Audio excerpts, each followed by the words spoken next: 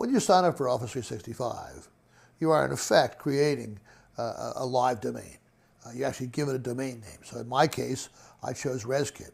So my actual domain name is reskit.onmicrosoft.com.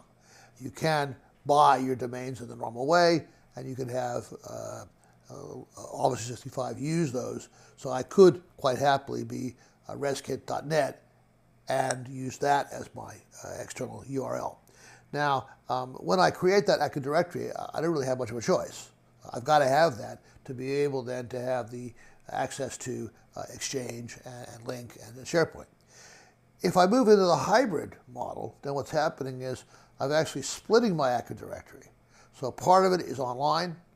Those users are sitting there on the cloud. Part of it is on-premise. Those users are sitting inside and are fully authenticated inside. So I have a choice. For most small businesses, though, the cost advantage of going purely Lync in the cloud is so great that it's kind of hard to see why you'd want to do anything else. Obviously, there's security issues, data security issues, where the servers are located, and so on.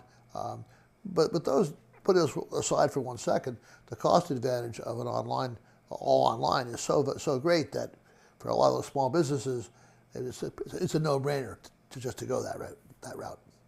Okay, you can't use the normal RSAT tools, the remote server admin tools.